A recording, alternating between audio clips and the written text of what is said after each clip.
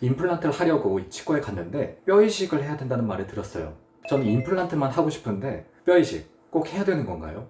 안녕하세요. 16년차 치과의사 장효주입니다. 오늘은 임플란트 시 이 뼈 이식 꼭 해야 하나요? 에 대한 깊이 있는 설명을 드려보려고 합니다. 실제로 이 많은 환자분들께서 치과에서 임플란트 상담을 받으실 때 이 치과마다 제시하는 계획이 달라서 혼란을 느끼실 때가 많이 있는데요. 특히 이 임플란트 뼈 이식을 꼭 해야 하는지에 대한 부분은 민감한 사안입니다. 결론부터 말씀드리면요, 모든 임플란트에 뼈 이식이 필요한 것은 아닙니다. 최근에는 이 뼈 이식을 최소화하거나 또는 아예 하지 않고서도 가능한 이 짧은 임플란트로 대체하는 치료법이 늘어나고 있는데요. 이는 환자분들의 부담을 줄여드린다는 면에서 긍정적인 변화라고 볼 수가 있겠습니다. 먼저 뼈 이식이 필요한 경우에 대해서 알아보겠습니다. 첫 번째, 상악동 거상술이 필요한 경우.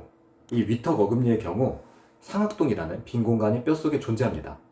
그런데 이 상악동이 너무 아래쪽까지 내려와서 잇몸뼈가 너무 얇은 경우 임플란트를 지지할 수 있는 충분한 뼈가 없기 때문에 이 상악동 점막을 들어 올려서 뼈를 만드는 이 상악동 거상술이라는 수술과 함께 뼈 이식이 필요할 수가 있습니다. 두 번째, 잇몸병으로 인해서 잇몸뼈가 많이 녹아버린 경우, 치주염 등으로 인해서 잇몸뼈가 이미 많이 녹아버린 경우에는 역시 임플란트를 고정할 수가 없기 때문에 없어진 잇몸뼈를 채워주는 잇몸뼈 이식이 필요합니다. 세 번째, 발치 후에 뼈가 많이 꺼져버린 경우. 발치 후에 시간이 오래 지나게 되면요, 뼈가 차오르지 않는 경우가 간혹 있습니다. 이러면 빈 공간만 남아있게 되는데요. 이런 경우에는 기다린다고 해서 자연적으로 뼈가 생기지 않기 때문에 뼈 이식이 꼭 필요한 경우입니다. 그렇다면 뼈 이식이 필요 없는 경우를 알아보겠습니다. 기존 잇몸뼈의 폭이나 높이가 충분한 경우, 이 CT나 파노라마 엑스레이 등을 찍어 보았을 때 이 잇몸뼈의 양이 충분하다면 굳이 뼈 이식을 하지 않고도 충분히 임플란트를 잘 식립 가능합니다. 두 번째, 짧은 임플란트로 대체 가능한 경우. 과거에는 최소 10mm 이상 길이의 임플란트를 심는 것이 기준이 되었지만 최근에는 최소 5에서 6mm 정도의 짧은 임플란트 등도 그 기능성이 인정을 받고 있습니다. 이렇게 짧은 임플란트를 사용하게 되면 이 별도의 뼈 이식 없이도 충분히 임플란트를 사용하실 수 있는 경우가 많이 있는데요. 이 아래턱 신경이 지나가는 경우는 이 신경을 건드리지 않기 위해서 오히려 이 짧은 임플란트가 더 안전한 선택이 될 수도 있습니다. 이처럼 모든 경우에 뼈 이식이 반드시 필요한 것은 절대 아닌데요. 실제로 이 치아를 빼신 부위나 그 부위의 잇몸뼈 상태에 따라서 뼈 이식의 필요 여부는 달라질 수가 있습니다. 예를 들어서 이 오른쪽 윗니는 뼈 이식이 필요했는데 또 왼쪽 아래 어금니는 뼈 이식이 필요 없을 수도 있죠.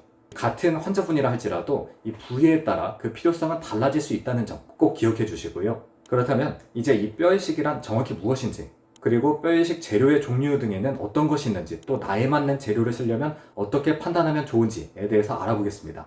임플란트를 할 때 이 뼈 이식이란 기둥을 세울 땅을 단단하게 다지는 작업이라고 보시면 됩니다.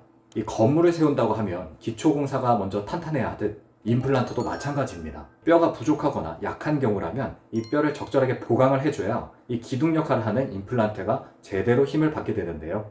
이 뼈 이식에 사용하는 뼈 이식 재료에는 자가골, 동종골, 이종골, 합성골, 크게 이 네 가지로 나눠지게 됩니다. 첫 번째, 자가골은 환자분 본인의 내 몸에서 떼어낸 뼈로 가장 잘 붙지만 다른 부위에서 뼈를 떼어내는 추가 시술이 필요하다는 점이 있습니다. 이 동종골은 다른 사람의 뼈를 떼어내서 이용하는 방식으로 비교적 안정적입니다. 이종골은 소나 돼지 같은 동물의 뼈를 이용하는 방식인데요. 이 안전하게 기존 뼈에 있던 단백질이나 여러 가지 위험 요소들은 제거를 하고 사용을 합니다. 합성골은 칼슘과 인으로 만들어진 인공뼈라고 할 수 있는데요. 이 생착 속도가 느리다는 점이 있습니다. 각 재료의 장점과 또 특성이 다르기 때문에 자기 상황에 맞는 뼈를 적절하게 선택해서 사용하시는 것이 필요하겠습니다. 이 마지막으로 뼈 이식을 하시면서 임플란트를 바로 심는 전략, 그리고 임플란트를 기다렸다 심는 전략 두 가지를 알아볼 텐데요. 경우에 따라서 임플란트를 바로 심는 전략을 취하기도 하고요. 이것은 현재 남아있는 뼈의 양에 따라서 달라집니다. 현재 남아있는 뼈의 양이 어느 정도 상당하다면 뼈 이식을 하면서 임플란트를 같이 바로 심기도 하고요.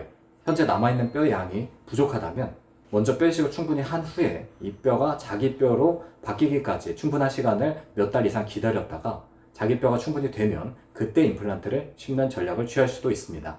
즉, 환자분 잇몸뼈의 상태에 따라 결정하게 되는 것입니다. 오늘은 임플란트 시에 뼈 이식 과연 꼭 필요할까? 필요한 경우와 필요하지 않은 경우 등에 대해서 자세히 알아보았습니다.